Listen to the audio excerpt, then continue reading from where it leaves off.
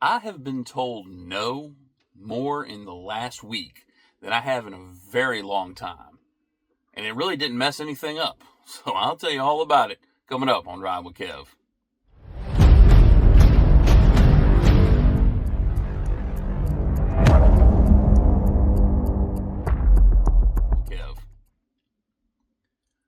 What is going on, you guys? To the new subscribers, welcome in. Usual suspects, welcome back. We have a lot to get to obviously from the title of this video. And so we got to go back a couple steps so that I can explain everything, but I promise you I will get to everything that I said in the video. I told you that in the last video that I intended at all times to sell my refrigerated trailer. Unfortunately for me, I thought that was going to happen somewhere in the March timeframe. We ran hard in February, we ran hard in March. I was going to come back in March and sell it. And the plan was, though I can explain to you the plan I told you I was going to tell you in the last video, that we were going to rent a flatbed trailer for 6 months. I have just been through the ringer on trailers. Trailers are the biggest pain in the rear end for me because there's always in your business, there are points of failure.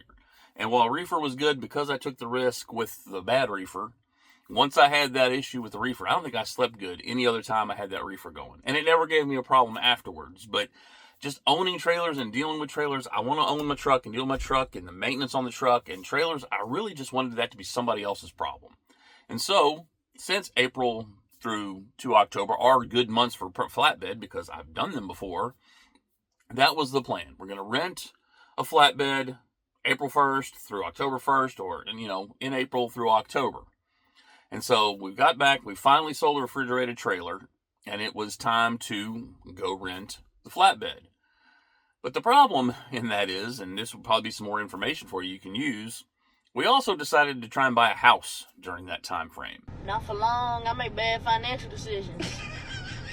And so we were doing everything, and I'm trying to do all the paperwork and trying to get approved. And, one of the things with being an owner-operator and starting my authority last year was I spent a lot of money. And so we were talking to the loan officer, going over some things. Is you got money in the bank? Because, it looks like you didn't make it. It looks like you lost money last year because these people just do paperwork. They don't understand other industries. It's not their job to understand how the trucking industry works. So I literally had to write a letter. It's like, no, this was a one-time expense. This is where it saves me money. Here's the good, here's the bad on why my taxes. Because I don't like just paying taxes. So I want to try and make it look like I made as little money as possible, right? And it doesn't look good when you're trying to buy a house. And then we were going over the money in the bank, and I explained, well, I'm about to spend some of that money. He's like, well, you can't buy anything. I was like, well, I'm not buying anything, but I have to put a security deposit down. I have to get some flatbed equipment. I have to pay the first month's rent, all of this. It's going to be $4,000 or $5,000. And he was like, look, I can't tell you how to run your business. You know what you have to do, but I'm just begging you. Try and keep as much money in your account as you can. It looks good when they go to write a loan. They're like, I got this money, the safety net, and the world collapses or whatever. He's like, if there's any way you cannot do it until May 1st, because by then we're supposed to close in early May, and basically by then, everything will be approved and they won't be going back and checking bank accounts, and then you can do what you need to do for your business. Did that go the way you thought it was going to go? Nope. Well, I'm not sitting around for another month. I can't. I love my family, but we're kind of on this schedule where they don't want me gone too long, but they also don't want me home too long because then it just schedules and everything gets messed up, which is perfectly fine. So I said, okay, I need to do something for about a month. But I'm never going to look at anything in a short time frame. We're going to look at everything, right? What else could we do? And as you'd also, for those who don't know, spot market freight pays less than contracted freight. I think contracted freight is about 54 cents a mile for all of the same equipment. It's kind of an average across the equipment list. And so I was like, well, where can I find contracted freight? Well, when it comes to contracted freight, one of the places I know very well is Prime Inc. I've worked there twice. And you can be on what is called their A fleet, which is your truck, your authority, your insurance. You're not governed at 65, but you're pulling their freight. So I said, I'll reach out to them and see if that really is a viable option for me. And so I called. It's the same recruiter I've had since I went there in 2020. She's still there. Hey, you're looking at coming back? I said, well, I'm looking coming back, but I want to look at A fleet. She's okay. Well, so you have your own truck? I was like, yes, ma'am. She goes, what is it? Funny you should ask. said, it's a 2020 Peterbilt. It's a prime truck. And she goes, oh, well, that's not good. She goes, yeah, I need to check on something and call you back. And I said, okay.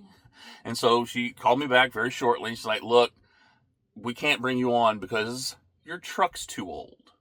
You just got jammed. It's like, all right, I thought it had to be newer than 5 years. And if you don't know this, again, I'm not bashing, I'm spreading information. If you go to Prime as a new truck driver and you're getting training, if they need a lot of drivers, the training's 30,000 miles. When they're trying to slow drivers in because trucks in market, training's 50,000 miles. And so I had read, and they do this. What their qualifications are vary based on the market. I don't know how you would lease purchase a truck for 3-4 years and then not be able to take it to Prime, but I was like very confused by that. But like, my truck's 4 years old. It's too old to work for Prime. They didn't ask mileage or anything like that. So, well, that one's out the window. Again, contracted freight. Who has the most freight? We'll call Swift. I'm familiar with them. Maybe I can get on a Walmart account. Maybe I don't need to rent a flatbed. Maybe this will save me the money of all that, and I'll just go for them. And start going through the checklist, and I'm on the computer, and I type it all in, and everything's a check, and I get the big red X at the bottom. You don't have 1 year of authority. All right, well, cross Swift off the list.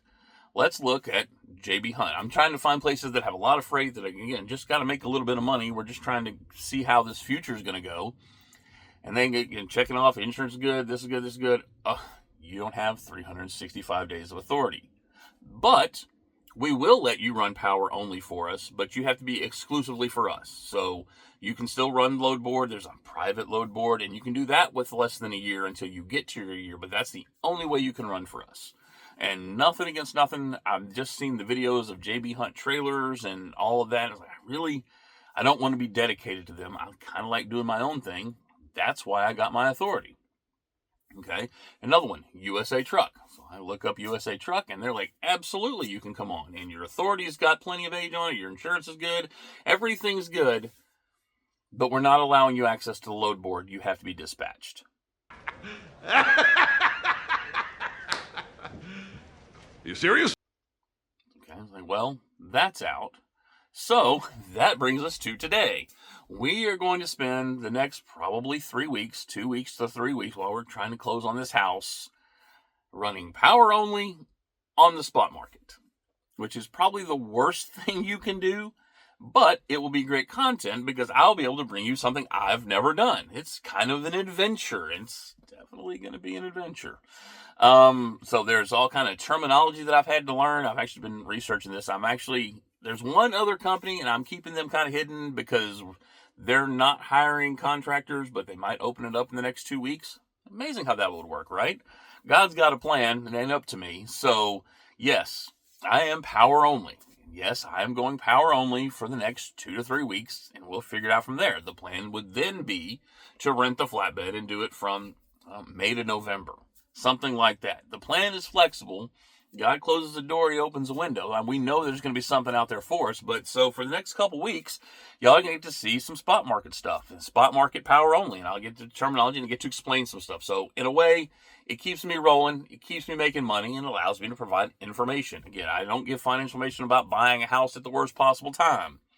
I don't give it on how to run your authority. I just try and bring you guys information. So hopefully you learned something from this, something you can take away. Where are my haters at? Comment down below. Talk to you soon. God bless. Let's get rolling.